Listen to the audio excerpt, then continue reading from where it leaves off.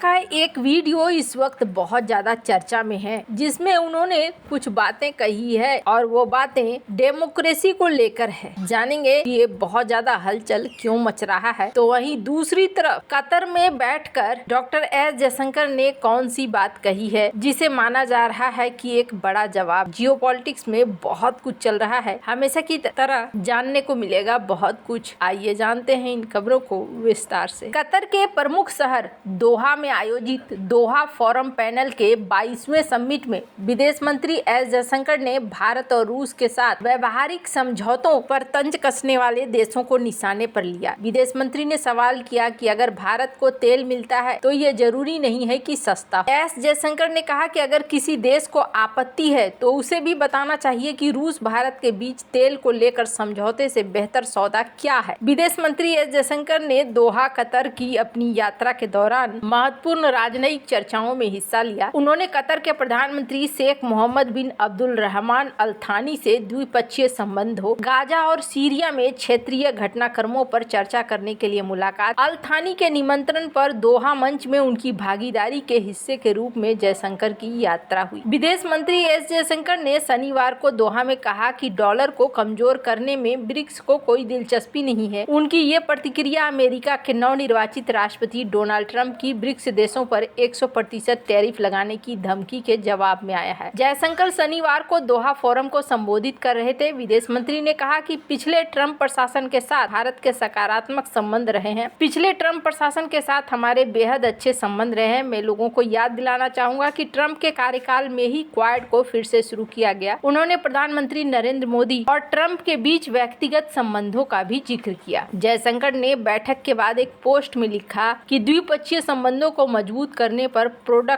पर उत्पादक बातचीत को उजागर किया। चर्चाओं में गाजा और सीरिया की स्थिति सहित क्षेत्रीय मुद्दे भी शामिल थे। कतर के पीएम के साथ द्विपक्षीय वार्ता के साथ जयशंकर ने विश्व आर्थिक मंच के अध्यक्ष बोर्गे ब्रेंडे के साथ वार्ता भी की। उनकी बातचीत वैश्विक आर्थिक और राजनीतिक परिदृश्य पर केंद्रित थी। ये बैठक दोहा मंच के इतर हुई है। जयशंकर ने साइप्रस के विदेश मंत्री कॉन्स्टेंटिनोस कोम्बोस से भी मुलाकात की। उनकी चर्चा भूमध्य सागरीय क्षेत्रों में घटनाक्रमों, भारत और साइप्रस के बीच द्विपक्षीय सहयोग को बढ़ाने पर केंद्रित। भारतीय मंत्री ने कतरी वाणिज्य और उद्योग मंत्री शेख फैजल बिन थानी बिन फैजल अल थानी और राज्य मंत्री अहमद अल सैयद के साथ आगे जुड़ाव किया। इन बैठकों का उद्देश्य भारत और Second point about, is there such an access? Look, perhaps in your world it sounds very effective and dramatic to sort of make this sort of sweeping assertion. I didn't make it up. Yeah, they did. No, but in my world, that's not the reality. Every country has its interests. They agree some, they disagree some, they work some. Sometimes the same countries work in different combinations in different issues. The reality is much more complicated, much more granular. And I caution people saying don't go for this very sweeping generality. के बीच आर्थिक सहयोग के रास्ते तलाशना। इसके अलावा जयशंकर ने मंच के दौरान अपने नॉर्वेजियन समकक्ष एस्पेन बारत ईडे से मुलाकात की, जिससे अंतर्राष्ट्रीय साझेदारियों को बढ़ावा देने के लिए भारत की प्रतिबद्धता पर भी प्रकाश डाला है। डॉक्टर एस जयशंकर जाने जाते हैं अच्छी तरीके से धुनने के लिए, और इन्होंने एक बार फिर से धुन ही दिया है। जहाँ एक तरफ ये सब कुछ चल रहा है, वहीं दूसरी तरफ स्क्रीन पर एक स्पीच देख रहे हैं। ये स्पीच बराक ओबामा की है, जो इन्होंने हाल ही में दी है। Can the idea of pluralism work in the current moment? And for that matter, is the concept even worth saving?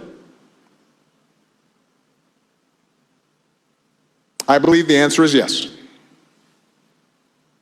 I am convinced that if we want democracy as we understand it to survive, then we're all going to have to work towards a renewed commitment to pluralist principles.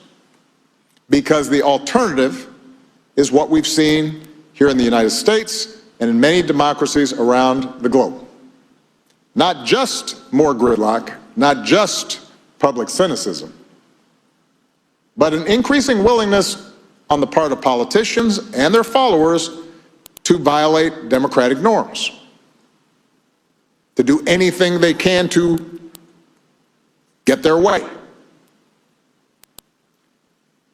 to use the power of the state to target critics and journalists and political rivals, and to even resort to violence in order to gain and hold on to power.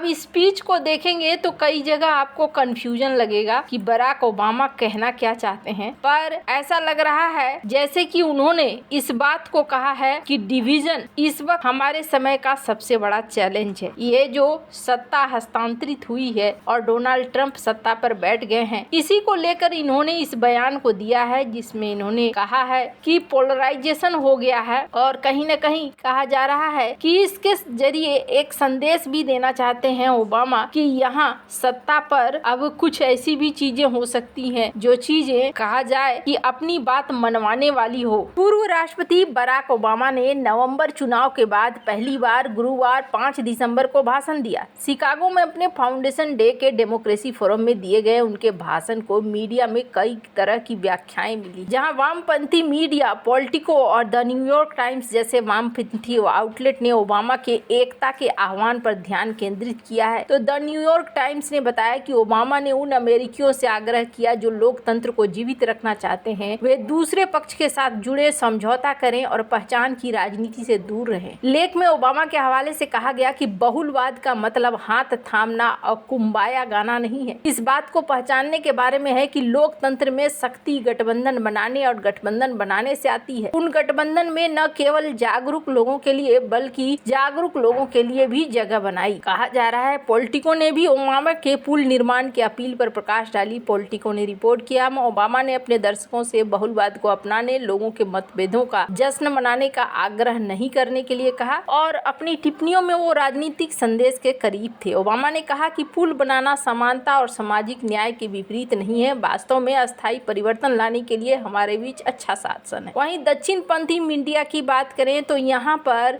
Fox news, Washington examiner जैसे दक्षिणपंथी outlet ने Obama की अलग तरह से टिप्पणी की। Fox news ने क्या कहा कि पूर्व राष्ट्रपति ओबामा ने घोषणा की कि यदि एक पक्ष वोटों को दबाने, सेना का राजनीतिक करने और विरोधियों को निशाना बनाने के लिए न्यायपालिका और आपराधिक न्याय प्रणाली के हथियार बनाने के माध्यम से सत्ता पर अस्थायी पकड़ को मजबूत करने का प्रयास करता है, तो एक सीमा पार हो गई है। चूंकि राजनीतिक रूप से विभाजित देश में पूर्ण जीत असंभव है, इसलिए इसका परिणाम सरकारी गतिरोध, अधिक ध्रुवीकरण, बेतुकी बयानबाजी और पंचपंथियों के बीच गहरा अविश्वास। ऐसे आपको बता दूं, इनका अलग अलग तरीके से रिएक्शन आ रहा है, पर कहीं ना कहीं एक है तो सेफ है वाला नारा यहाँ ओबामा ने भी दिया है। वैसे आपको क्या लगता है, इन सब मामले में आपकी क्या राय है, कमेंट कर जरूर बताएं। जल्द मिलते हैं अगले वीडियो में नई खबर के साथ।